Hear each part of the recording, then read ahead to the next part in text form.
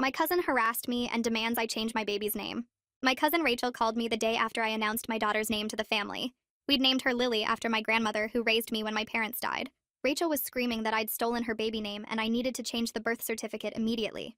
She said she'd been planning to name her future daughter Lily since she was 12 and everyone knew it.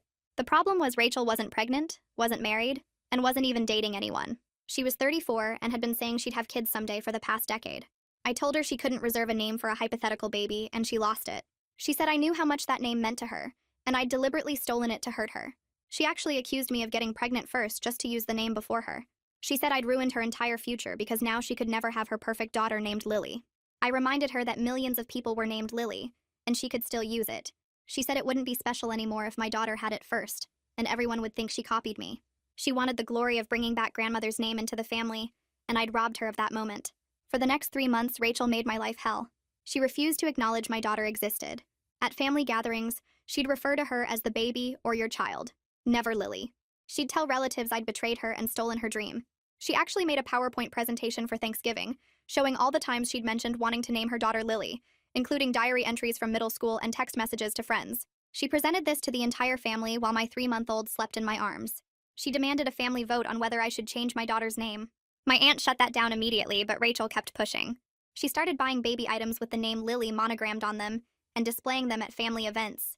She'd hold up a blanket saying this was for her future real Lily, the one who deserved the name. She'd post old photos of our grandmother with captions about how grandmother would be devastated that the wrong granddaughter got to honor her. She actually called my daughter's daycare and tried to get them to call her by her middle name instead, saying there was a family dispute about the first name. The daycare had to ban her from the property. Rachel then started telling everyone she was trying to get pregnant through IVF, so she could have her Lily.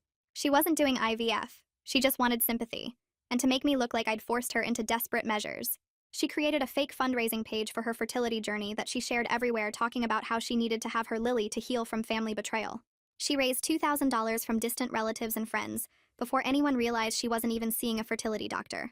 The money went to buying more monogrammed Lily items that she'd photograph and post online. Here's where it gets interesting. Rachel's ex-boyfriend from college reached out to me after seeing her posts about the name drama. He told me Rachel had pulled this exact same thing with his sister 8 years ago. His sister named her son Oliver, and Rachel had a meltdown claiming she'd always planned to use that name. She'd harassed the sister for months until they had to threaten a restraining order.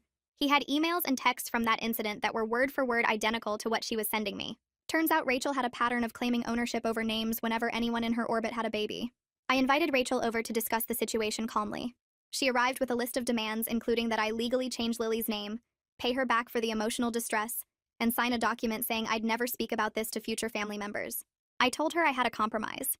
I'd found a lawyer who specialized in unusual cases, and we could establish legal name rights for the family. She could officially register her claim to specific names for future children, and no one could use them.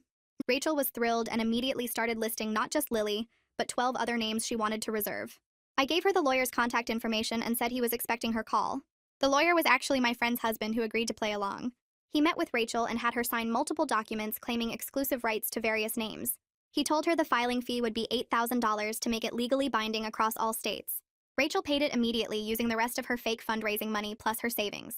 She posted everywhere that she'd legally secured her baby names, and no one could steal from her again. Of course, there's no such thing as legal name rights. The money was gone and Rachel thought she'd won something real. I sat at my kitchen table the next morning with my laptop open and Lily sleeping in her bassinet next to me. Evan had sent me everything in 3 separate emails, each one packed with screenshots and forwarded messages from 8 years ago. I opened the first email and started reading through what Rachel had sent to his sister back then. The words made my stomach drop. She'd used almost the exact same phrases about stolen dreams and family betrayal. She'd accused Virginia of deliberately getting pregnant to use the name Oliver first. She'd demanded apologies and name changes and written long paragraphs about how the name was spiritually hers. I pulled up the messages Rachel had been sending me over the past few months and put them side by side on my screen. The patterns were so similar it felt like she'd copied and pasted from some template she kept.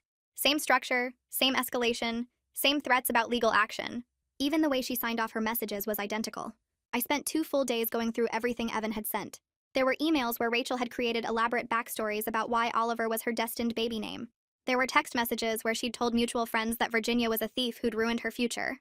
There were screenshots of social media posts where she'd painted herself as the victim of a cruel relative who didn't understand family legacy. Every single thing she'd done to me, she'd done to Virginia first. I found Evan's phone number in one of his emails and called him. He answered on the second ring, and I asked if his sister would be willing to talk to me directly. He said Virginia had been following my situation online after he told her about it, and she'd been hoping I'd reach out. He gave me her contact information and told me to mention his name, so she'd know it was safe to talk.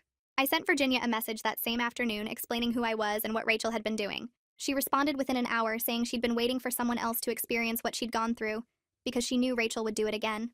We set up a video call for that evening after Lily went to bed. Virginia looked tired even through the screen. She told me she'd spent 6 months dealing with Rachel's harassment after her son was born. Rachel had shown up at her house unannounced multiple times. She'd called Virginia's workplace claiming there was a family emergency just to get her on the phone. She'd sent gifts for the baby with notes about how the wrong child was using a sacred family name. Virginia said the worst part was how Rachel made everything sound reasonable when she explained it to other people. She'd frame it as a simple misunderstanding about family traditions, not the obsessive harassment it actually was. Virginia and her husband had finally threatened to file a restraining order, and suddenly Rachel backed off completely. She'd never apologized or acknowledged that her behavior was wrong. She'd just moved on like nothing had happened and started focusing on something else. Virginia warned me that Rachel had a pattern of fixating on things until she either got what she wanted or faced serious legal consequences. She said family intervention wouldn't work because Rachel was too good at playing the victim. The next day, Virginia sent me copies of every message Rachel had sent her. I downloaded them all and created a document comparing Rachel's messages to Virginia with the messages she'd been sending me. I organized them by theme so the similarities were impossible to miss.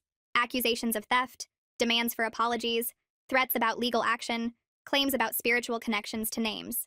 The wording was sometimes identical down to specific phrases. I showed everything to my husband that night after dinner.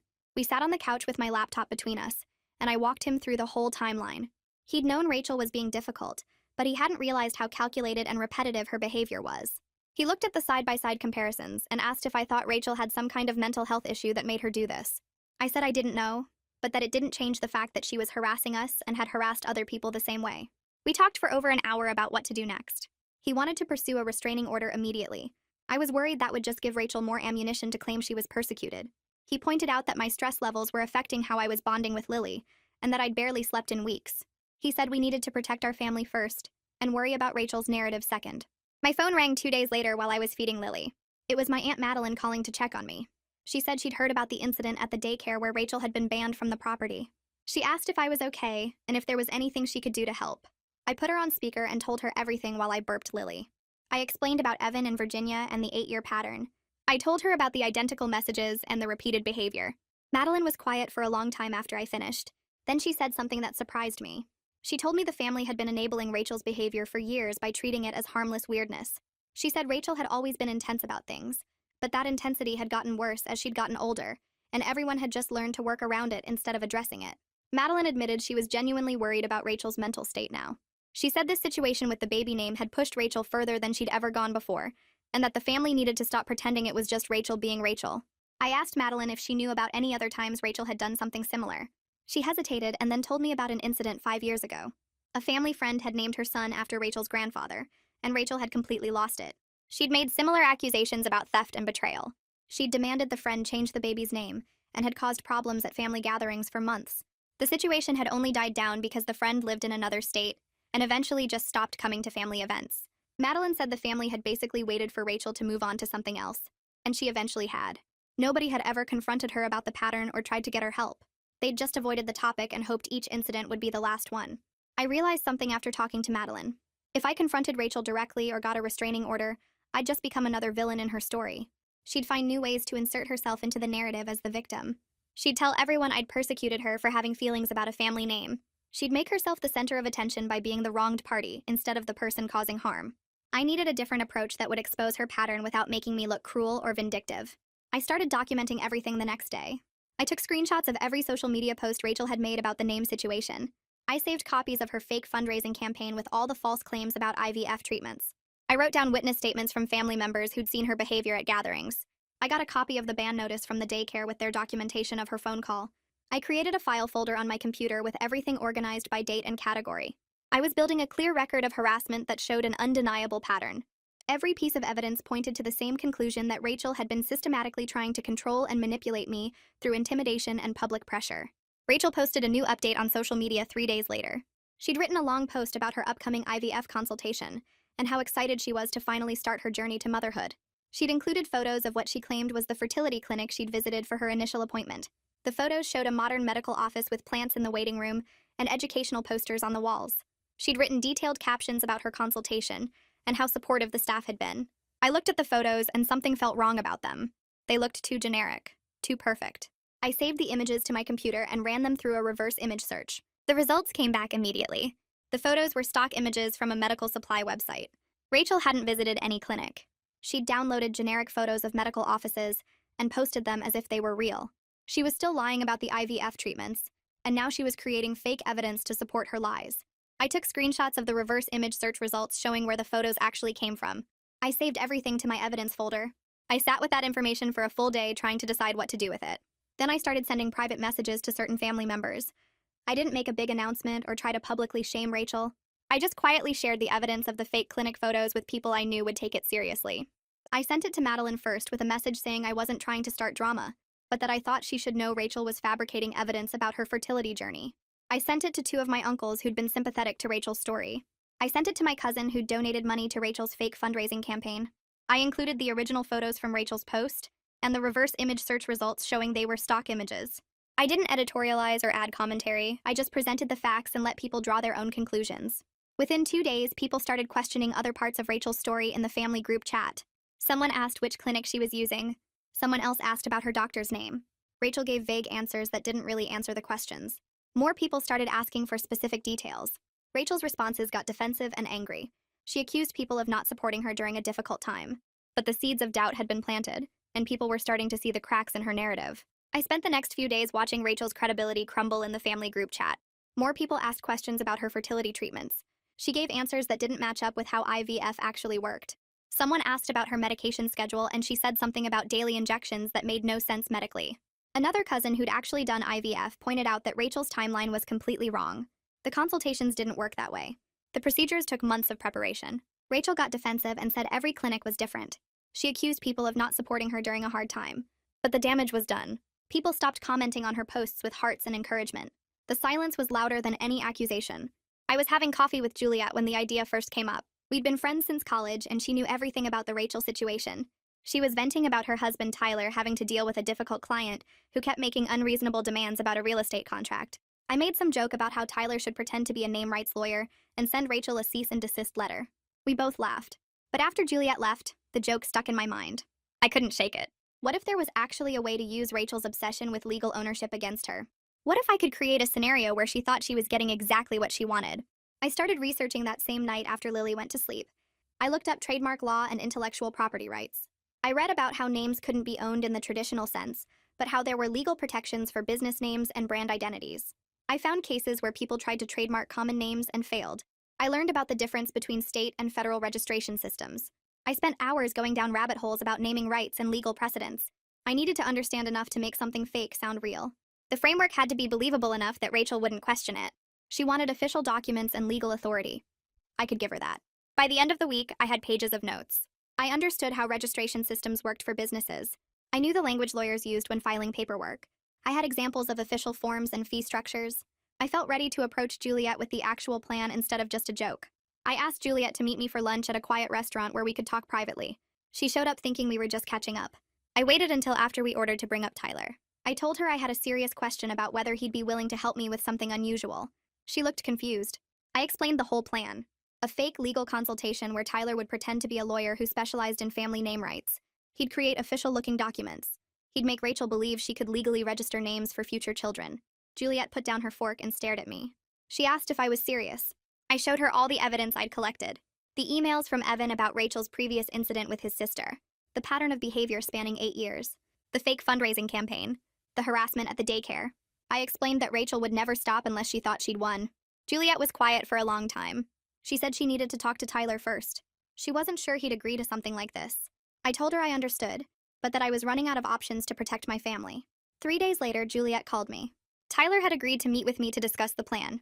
He wanted to understand exactly what I was proposing before making any decisions. We met at a coffee shop near his office. Tyler was a real estate attorney who looked the part with his suit and briefcase. He listened while I explained everything again. When I finished, he asked a lot of questions. What exactly would he be telling Rachel? What documents would be involved? Would there be any exchange of money? I told him Rachel would probably offer to pay filing fees because that's how she thought legal systems worked. Tyler stopped me there. He said he couldn't take money for fake legal services. That would be fraud.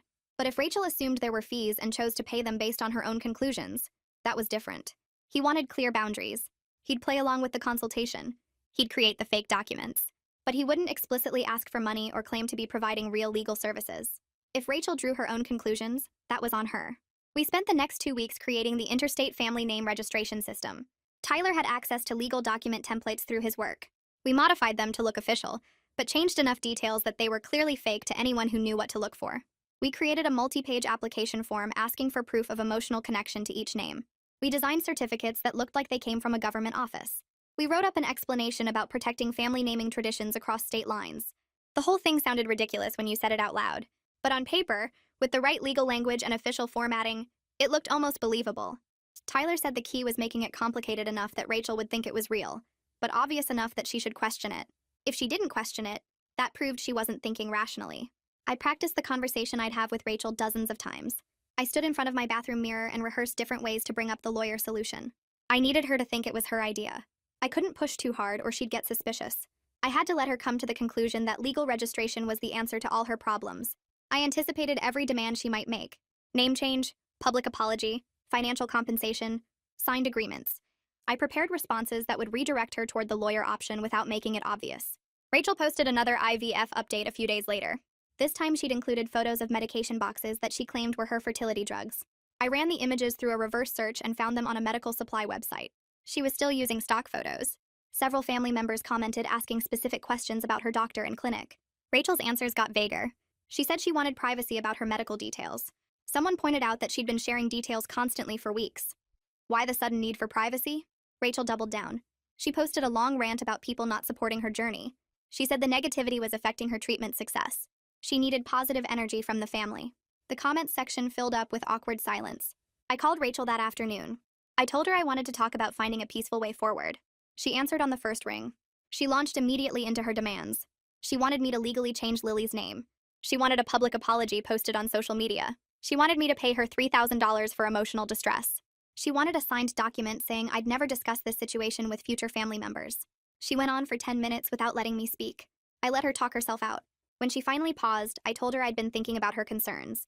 I said I understood she felt her rights had been violated. She jumped on that word. Rights. She said exactly. She had rights to that name. I agreed that she felt strongly about protecting names. Then I mentioned I'd been talking to a lawyer friend who'd told me something interesting about family name registration systems. Rachel's tone changed immediately. She asked what I meant by registration systems. I explained slowly that there were legal frameworks for protecting naming rights within families. People could officially register their claim to specific names for future children. It created a legal record that prevented other family members from using those names. Rachel asked if this was real. I told her my lawyer friend had mentioned it. I wasn't sure about all the details. Rachel demanded to know more. She asked how it worked, what it cost, how long it took, whether it was binding in all states. I had answers ready for every question. I'd researched enough to make it sound completely legitimate. The registration required documentation of emotional connection to each name. There were filing fees for each state. The process took a few weeks. Once registered, the names were legally protected within the family structure. Rachel asked the same questions 3 different ways. I gave consistent answers each time. By the end of the call, she was asking when she could meet with this lawyer. I told Rachel I needed to check with him first since he specialized in unusual cases and wasn't always taking new clients. She asked why that mattered if he was a real lawyer. I explained that family name registration was such a specific area of law that only a few attorneys handled it, which made their services expensive and selective. Rachel's tone changed from demanding to almost pleading. She said she needed this, that it was the only way to protect what was rightfully hers. I promised to reach out to him and see what I could arrange. She made me swear I'd call him that same day. I agreed just to get her off the phone. I waited 3 full days before texting Rachel the contact information. Every single day she called me twice asking if I'd heard back from the lawyer yet. The first call would come around 10 in the morning, the second around 8 at night. I let most of them go to voicemail. When I did answer, I told her I was still waiting to hear back, that he was reviewing potential clients, that this kind of specialized legal work required careful consideration. Rachel got more frantic with each call. She said time was important because other family members might try to register names first. I asked her what other family members she was worried about. She listed 3 cousins who were pregnant or trying to get pregnant. She wanted to beat them to the registration office. On the 3rd day, I sent her Tyler's number with a message saying he'd agreed to meet with her. Rachel responded within 30 seconds thanking me and saying she was calling him right away. Tyler had set up everything perfectly. He rented a small office space in a real law building downtown, where one of his colleagues worked. He had business cards printed that said Tyler Gray, family rights attorney. He even had a secretary answer the phone when Rachel called. The secretary was actually Tyler's sister who worked from home and agreed to help for one afternoon. She took Rachel's information and scheduled her for a consultation 2 days later. Rachel texted me that night saying the lawyer's office seemed very professional and she had a good feeling about this. She asked if I knew how much it would cost. I told her I wasn't sure, but that specialized legal services were never cheap. She said she didn't care about the cost, that this was worth any amount of money. I screenshot that message and sent it to Tyler. He needed to see how committed she was to this. Tyler called me the morning of Rachel's appointment. He was nervous about pulling this off, but also kind of excited. He'd spent the previous evening researching actual trademark law and intellectual property rights, so he could sound believable. He practiced legal jargon in front of his wife Juliet. She told me later that watching him prepare was both hilarious and impressive. He took the role seriously even though the whole thing was fake. Rachel arrived at Tyler's office 15 minutes early. His sister texted him that she was in the waiting room filling out intake forms.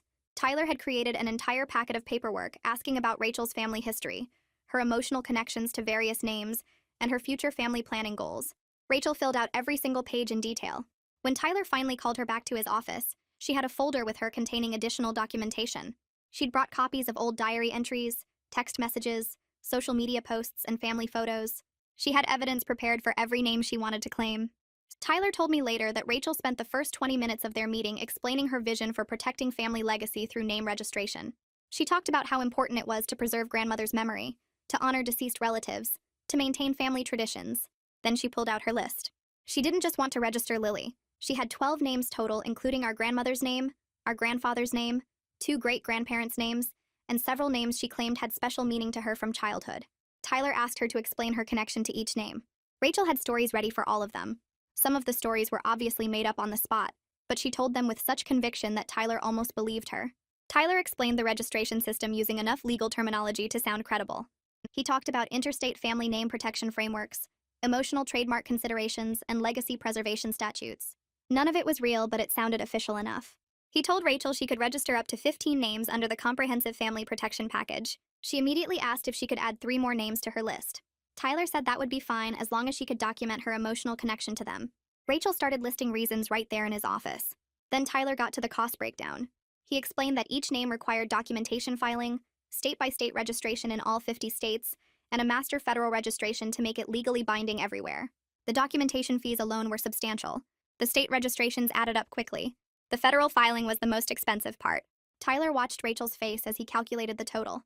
$8,000. She didn't even blink. She asked if she could pay half up front and half when the paperwork was officially filed. Tyler agreed to that payment structure because refusing would have seemed suspicious.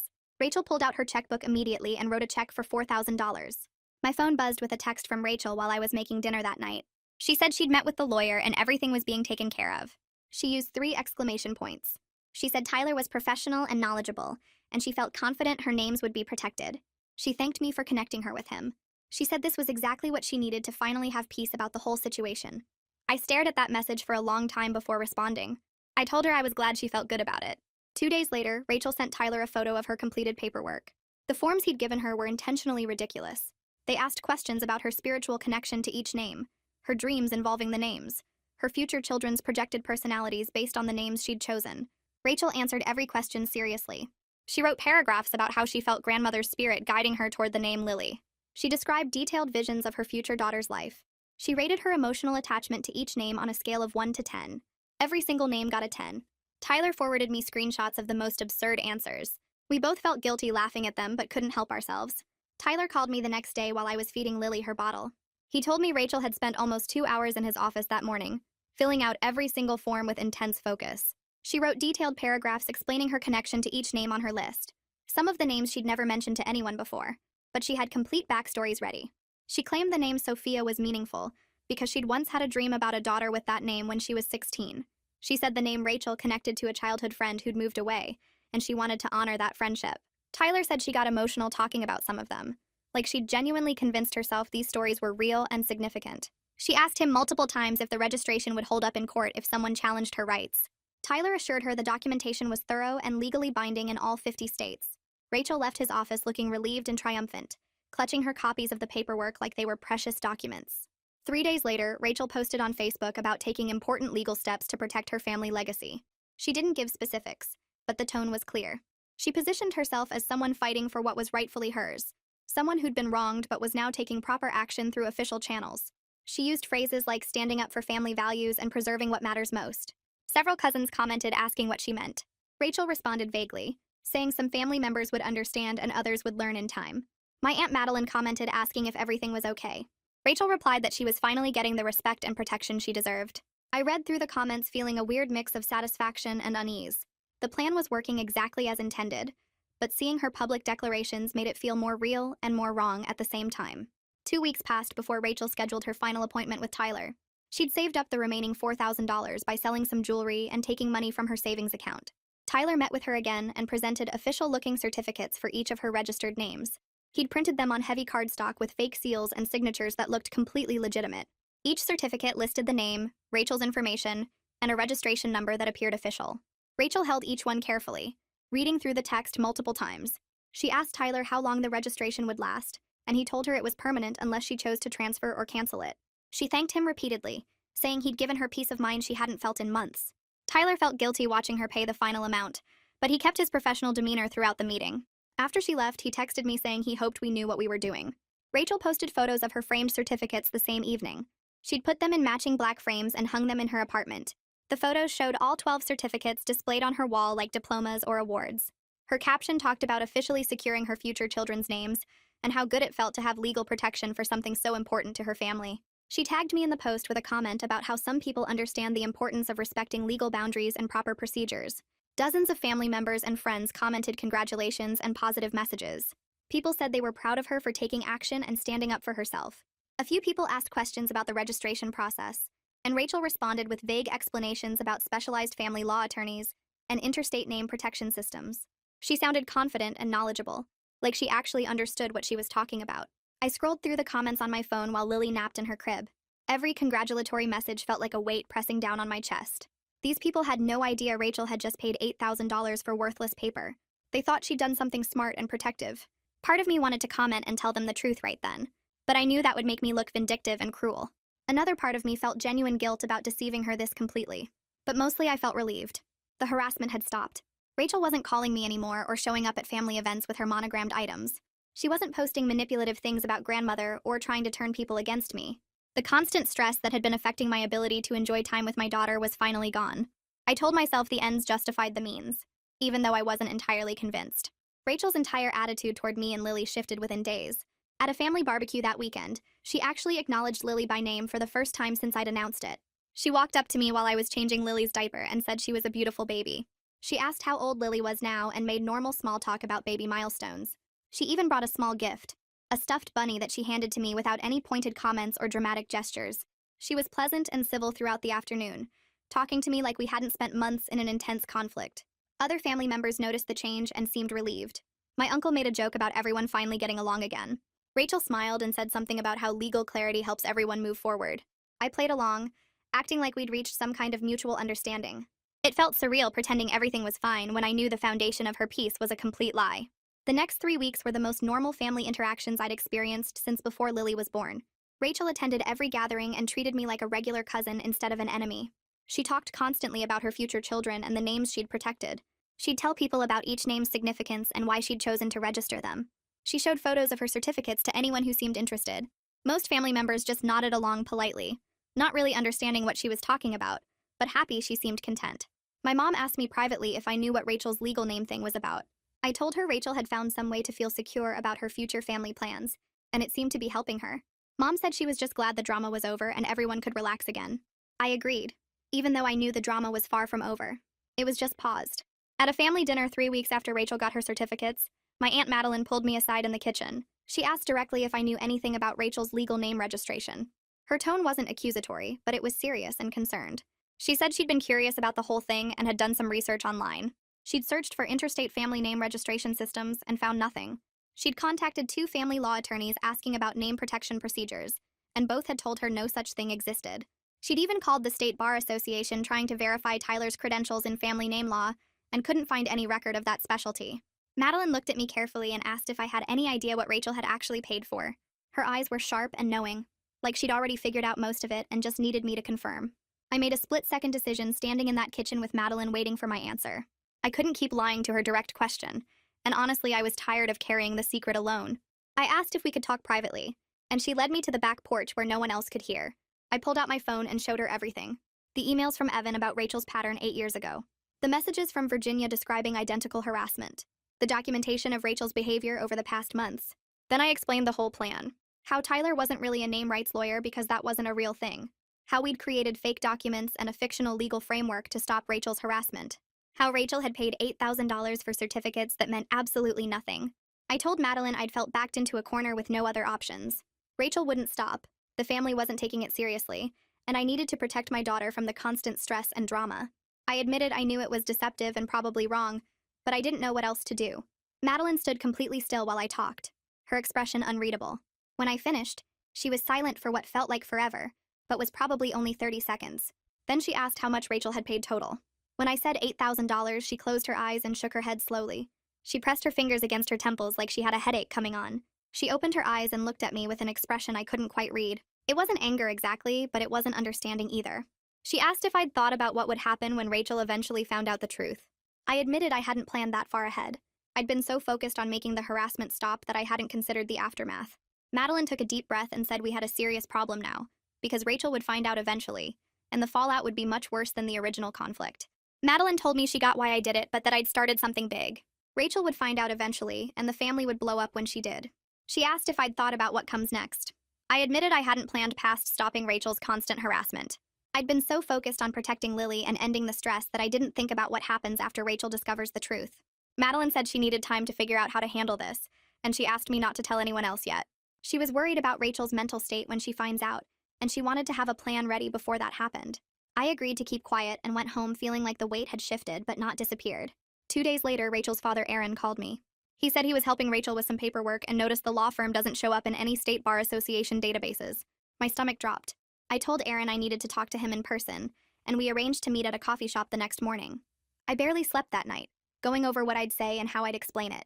When I walked into the coffee shop, Aaron was already there with a folder in front of him. He looked tired and confused, not angry yet. I sat down and pulled out my phone. I showed him everything.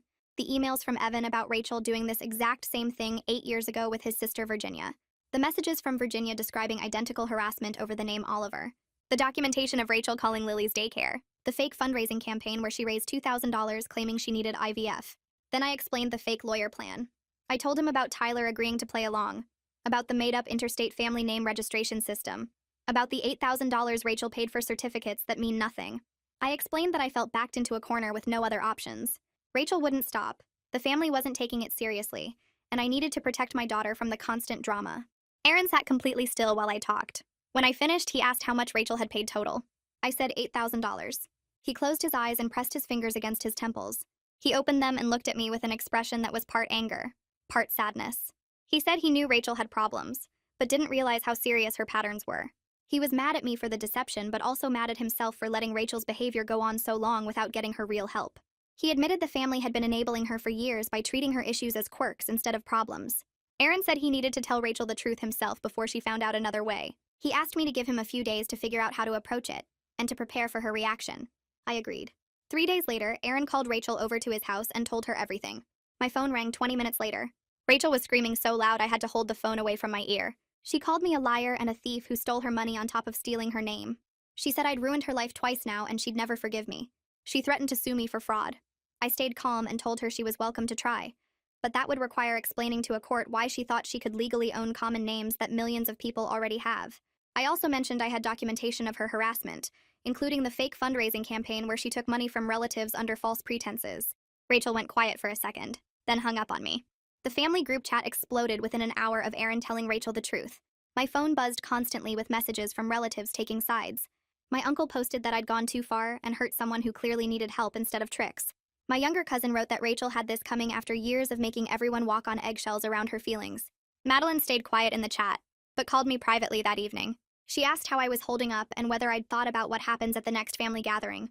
I hadn't thought that far ahead because I was still processing Rachel's threats and the anger in her voice. The messages kept coming for 3 days straight. Some relatives defended me by pointing out Rachel's harassment and the fake fundraising scam.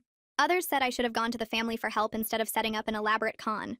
A few people tried to play peacemaker and suggested we all take a break from discussing it until emotions cooled down.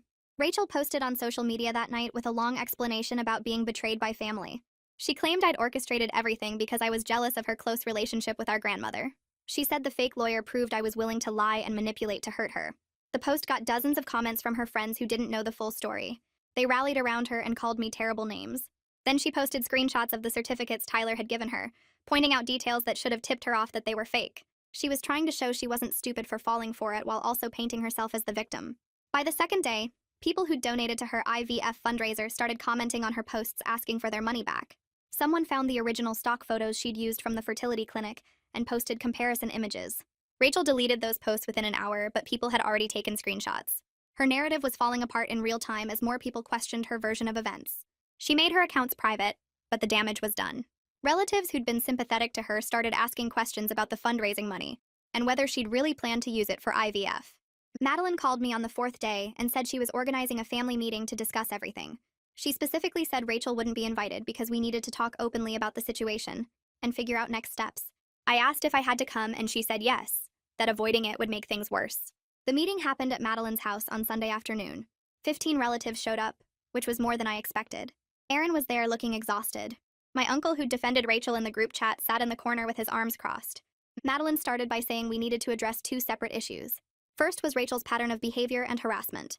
Second was my response and whether it crossed a line. The conversation got heated immediately. My aunt said Rachel obviously had mental health problems, and I'd taken advantage of that instead of helping her get treatment. I pointed out that I'd tried talking to Rachel multiple times, and the family had done nothing while she called my daughter's daycare and ran a fake fundraising scam. Aaron spoke up and admitted he'd enabled Rachel's behavior for years by making excuses and hoping she'd grow out of it. He said he felt guilty for not taking it seriously until it escalated this far.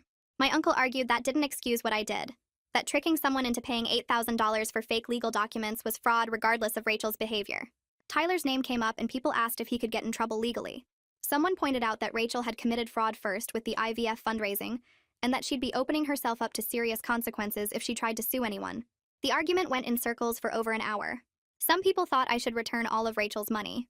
Others thought she should face consequences for her actions, and that giving the money back would just enable her more. Madeline finally interrupted and asked what I wanted to do. I said I'd been thinking about it and I was willing to return half the money as a way to move forward. I didn't think I owed Rachel anything legally, but I wanted the family drama to end. I also said Tyler had agreed to return his half, which would total $4,000 going back to Rachel. My uncle shook his head and said that wasn't enough, that I needed to return all of it and apologize. But Madeline cut him off and said it was a fair compromise given everything Rachel had done. She asked if anyone else had thoughts, and most people stayed quiet. Aaron said he'd accept the money on Rachel's behalf. Then he told everyone that Rachel had started seeing a therapist 2 days ago to work through her patterns of obsessive behavior. He apologized for not taking her problems seriously sooner and for letting it get to this point. He looked directly at me when he said he understood why I felt backed into a corner with no other options. The meeting ended without any real resolution, but at least people had said what they needed to say. I wrote a check for $4,000 and gave it to Aaron before leaving. He folded it and put it in his wallet without looking at it. Over the next 2 months, Rachel didn't come to any family gatherings. I heard through various relatives that she was still in therapy and working on herself. My mom's cousin mentioned seeing Rachel at the grocery store and said she seemed calmer, less frantic than usual. Another relative said Rachel had acknowledged to her therapist that her behavior toward me had been wrong and harmful. I didn't know if that was true or just what people wanted to believe. The family dynamic shifted in ways I hadn't expected. Some relatives were warmer to me now, like they respected that I'd stood up for myself and my daughter. They'd stop me at gatherings to ask how Lily was doing and actually seemed interested in the answer. Other relatives became distant, uncomfortable with the whole situation even if they understood why I did what I did. They'd give me polite smiles but avoid real conversation. Holiday gatherings felt different, quieter somehow, like everyone was being careful not to bring up anything controversial. 6 weeks after the family meeting, Aaron stopped by my house with an envelope. He said it was from Rachel and that she'd asked him to deliver it. I opened it after he left and found a handwritten letter on plain notebook paper. Rachel didn't apologize exactly, but she wrote that she recognized she'd made my life difficult and that she understood why I felt I had to take extreme measures. She said her therapist was helping her see patterns in her behavior that she hadn't recognized before. The last paragraph asked that we stay away from each other at family events, that we both needed space to move forward. I texted Aaron that I agreed to the distance arrangement. For the next several months, we managed to avoid each other successfully. If we ended up at the same gathering, I'd stay in one room while she stayed in another. A few times we crossed paths in hallways or doorways, and we'd nod politely but say nothing. It was cold and awkward, but better than the alternative. My birthday came and went without any drama. Thanksgiving happened, and Rachel sat at the opposite end of the table. Christmas rolled around, and by then Lily was 10 months old, pulling herself up on furniture and babbling constantly. The family Christmas party was at Madeline's house again. I sat on the floor with Lily while she played with a set of stacking cups. She'd knock them over and laugh, then look at me to stack them again. My aunt came over and watched for a minute before saying Lily had grandmother's eyes and smile.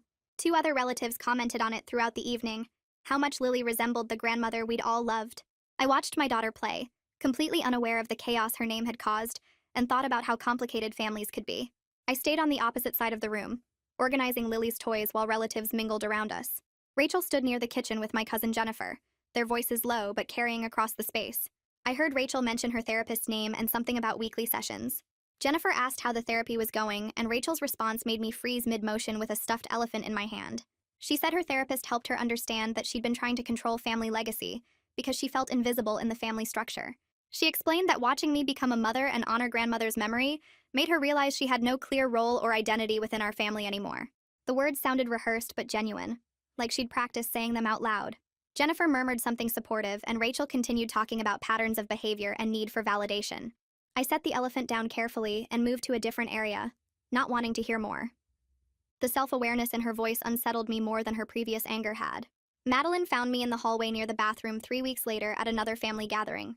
She pulled me into an empty bedroom and closed the door behind us. She sat on the edge of the bed and gestured for me to sit beside her. She told me she'd been thinking about everything that happened, and she believed both Rachel and I needed to hit rock bottom before things could improve. Rachel needed to face real consequences for her behavior, instead of having family members excuse it away. I needed to confront my own capacity for manipulation when pushed too far. Madeline's words were direct but not unkind. She said watching the situation unfold showed her how easily good people could justify harmful actions when protecting their families. She squeezed my hand and stood up, saying she hoped we'd both learned something valuable from the mess we'd created together. The guilt crept in during quiet moments over the following months. I'd be feeding Lily or folding laundry and suddenly remember the look on Rachel's face when her father told her the truth. My husband found me crying in our bedroom one night, and I finally told him how much the deception bothered me. He listened without judgment and suggested I talk to someone professional about it. I started seeing a therapist in March, 8 months after the whole situation began. The therapist helped me work through the complicated feelings about protecting my family versus the methods I chose. She said my instinct to protect Lily was completely valid and natural. The fake lawyer plan crossed ethical lines but came from a place of desperation after exhausting other options. She asked me what I would do differently if faced with the same situation again. I said I'd probably do the same thing but feel guilty about it sooner. The sessions helped me understand that protecting my family was right, but the method I chose came with costs I was still processing. Some nights I still woke up thinking about the $8,000 and Rachel's triumphant social media posts before the truth came out. My cousin's wedding happened the following summer, 14 months after I'd first announced Lily's name to the family. The ceremony was outdoors at a vineyard, and the reception moved to a barn decorated with string lights and flowers. I wore a blue dress and carried Lily on my hip while she grabbed at my necklace. Rachel arrived alone and sat several rows behind us during the ceremony. At the reception, I was getting punch from the refreshment table when Rachel appeared beside me. She looked at Lily for a long moment before speaking. She said Lily was a beautiful name and that our grandmother would be proud. Her voice was quiet and steady, without the frantic edge it used to carry. I thanked her, and we stood there in awkward silence for a few seconds. She walked away without saying anything else, and I watched her join a group of cousins near the dance floor. It wasn't forgiveness exactly, and it wasn't reconciliation. It was acknowledgement that we'd both moved forward from the worst of it. Sometimes that's the best outcome possible when family hurts family, and sometimes moving forward separately is the only way to find any peace at all.